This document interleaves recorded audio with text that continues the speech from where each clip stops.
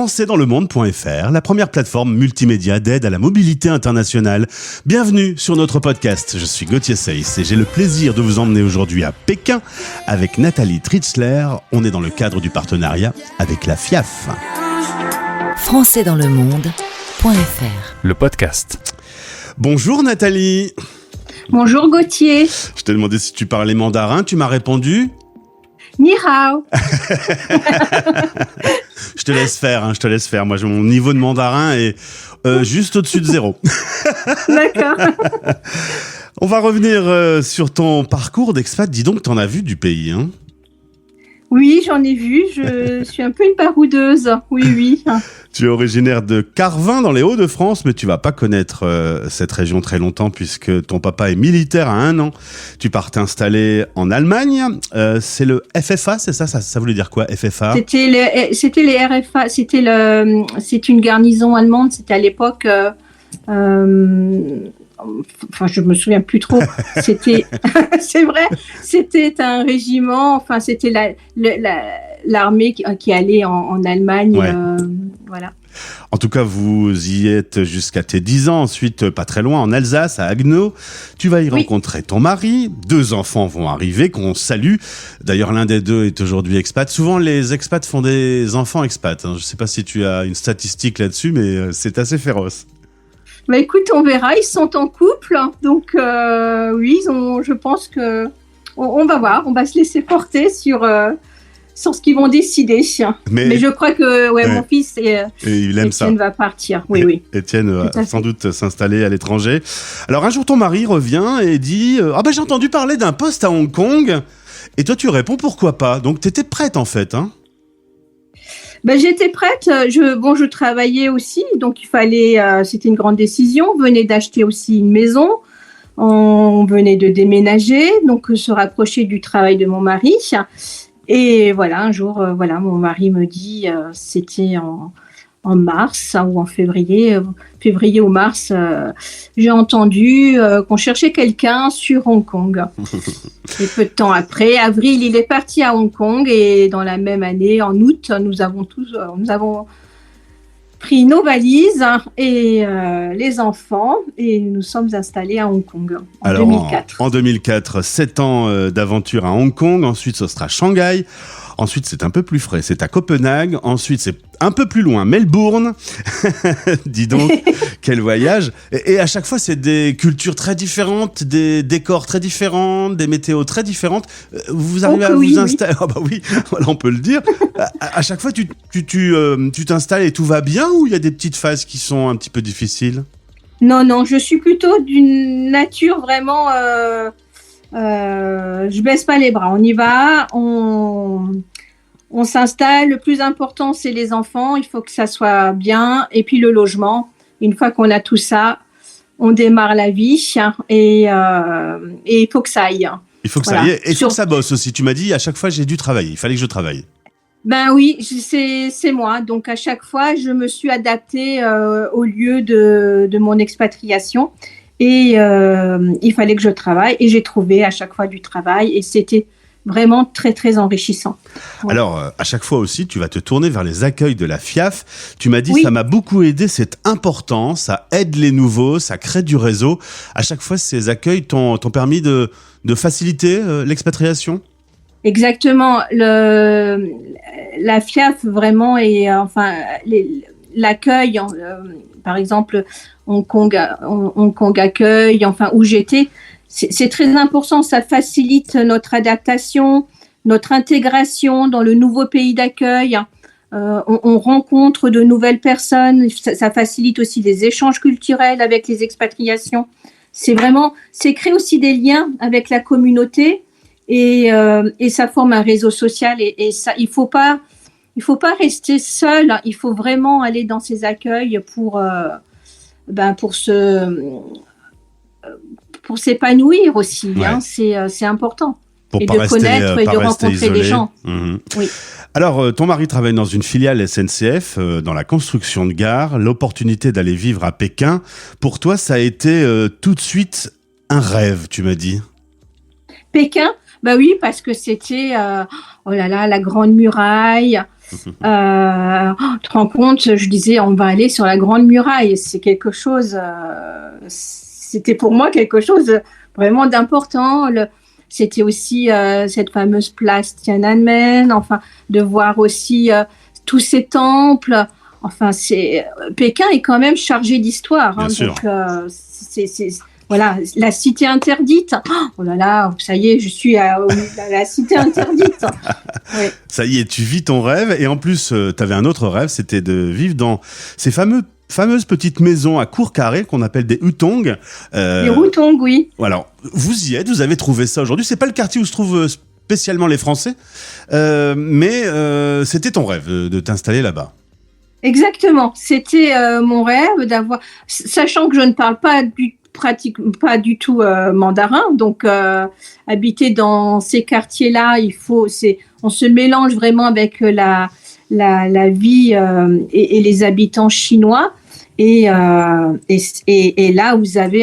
on crée un lien. Les Chinois sont de nature curieuse, donc ils viennent, ils veulent vous connaître, ils sont joviales, ils vous apportent même à manger. Enfin, moi où je vis, on crée une grande famille, et une entraide aussi, c'est très chouette. Le fait d'être occidental ou français, il n'y a pas de barrière, il n'y a pas de mise à l'écart. L'échange avec les locaux les échanges sont agréables ?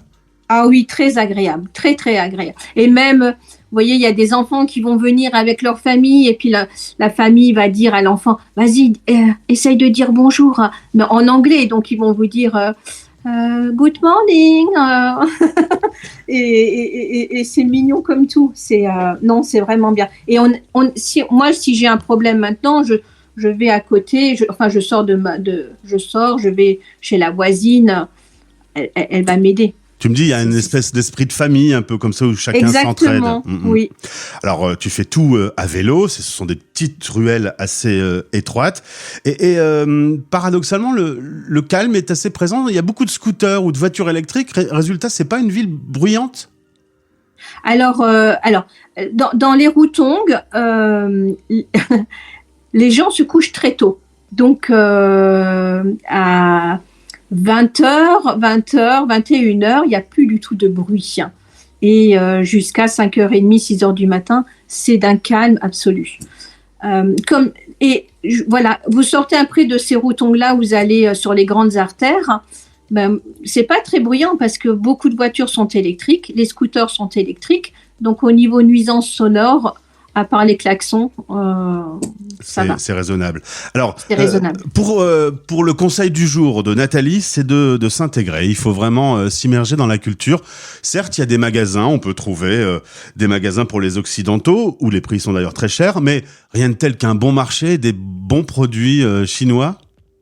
Oui, alors là, la diversité en fruits et en légumes sur les marchés chinois, c'est vraiment extraordinaire. Après, c'est comme partout, quand vous arrivez, vous faites connaître, enfin, on vous regarde, et puis après, vous êtes habitué. Les prix sont fixes.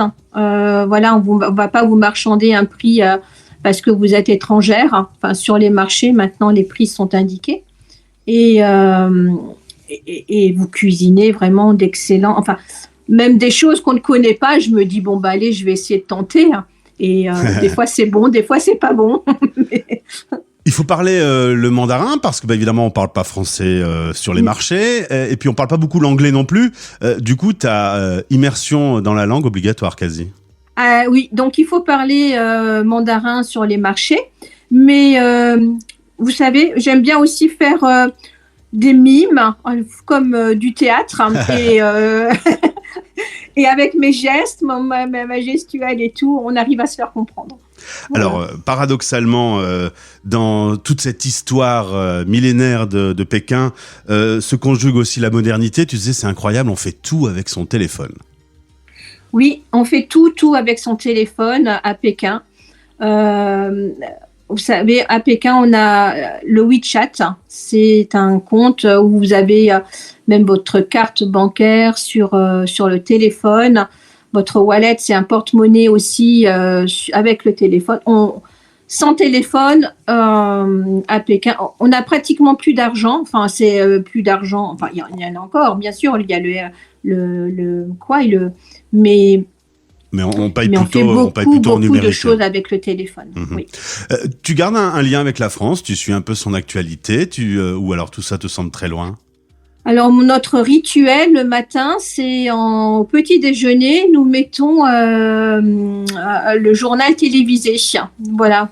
Pour avoir un petit lien. Donc, on regarde le journal télévisé le matin pour avoir une touche un peu, voilà, c'est ça, c'est de ce qui se passe au niveau actualité. Alors, sinon, on a des journaux aussi, oui.